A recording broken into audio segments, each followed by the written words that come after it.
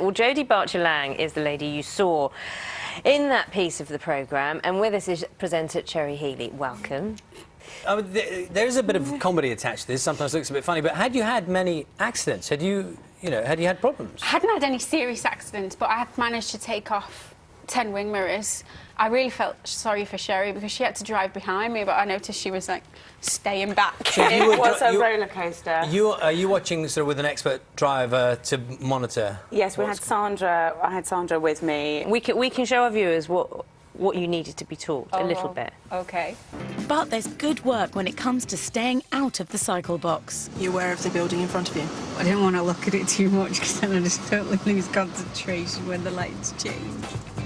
Didn't want to look? Who is this woman? Well, you seemed, the comparison between that and the first bit we saw, you seemed a lot sort of calmer. I was. I mean, Sandra was an excellent instructor. She did scare me at first, though, when they asked me how bad I was. And I said, I'm not bad at all. And I thought it was just Sherry following me. But when they got out of the car, it was Sherry and scary Sandra. And I was like, I have got better.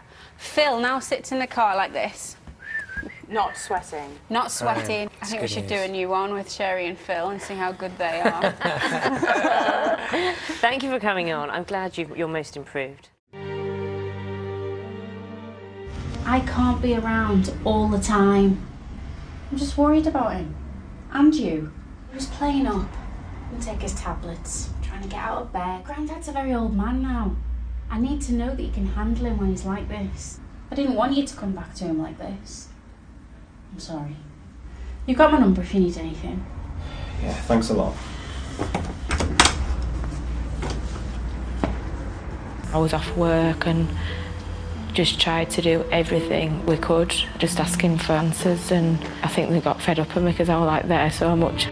But any hope Gemma and her family had was soon to be shattered,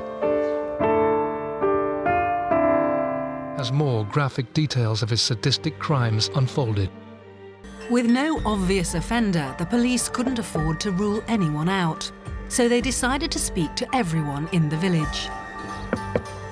Hi, we're doing some inquiries. Teams were set up to speak to every man between the age of 18 and 60. So 4 weeks after the murder, the officers made another appeal. But unlike the initial interview, this time Matthew's mother was present. You know, Mabel, she's that lady that lives just up there.